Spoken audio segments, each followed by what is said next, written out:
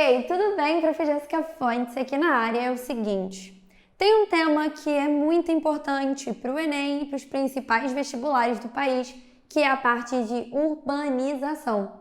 Prof, o que é urbanização?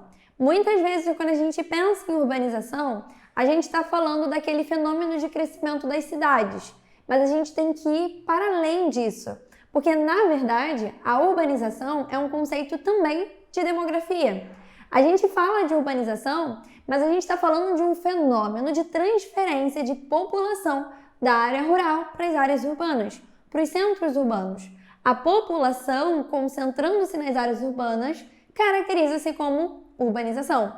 Então, na verdade, ao conceituar a urbanização pelo ponto de vista da geografia, a gente tem que entender que é o crescimento da população urbana em detrimento à população rural. É por isso que o êxodo rural é um vetor importantíssimo de urbanização. E aí, nesse quesito, quando a gente está estudando urbanização para a nossa prova, a gente tem que atentar também a alguns conceitos associados a essa temática. E, de verdade, nós temos muitos conceitos. Eu trouxe dois importantes conceitos aqui para vocês relacionados a essa questão de população, quando a gente está falando de urbanização, mas também falando de demografia. A primeira delas é o conceito de megacidade. A gente vai entender megacidade como uma cidade com mais de 10 milhões de habitantes. Aqui no Brasil, se a gente for considerar isoladamente, a única megacidade que nós temos é São Paulo, por volta aí de 12 milhões de habitantes.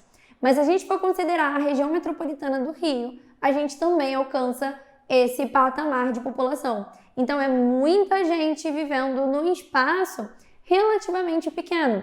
É por isso que a gente vai considerar essas áreas as áreas mais densas, demograficamente falando. Show? Bem, então, megacidade é a cidade com mais de 10 milhões de habitantes. E aí a gente vai ter que entender, na verdade, através desse conceito, toda a problemática que isso traz. Por quê? Áreas que foram urbanizadas muito rápidos e que têm uma concentração de população muito grande possuem diversos problemas urbanos e também problemas ambientais. Quando eu estou falando de processo urbano, de problema urbano, eu posso estar falando de favelização, de periferização muito forte, no sítio urbano.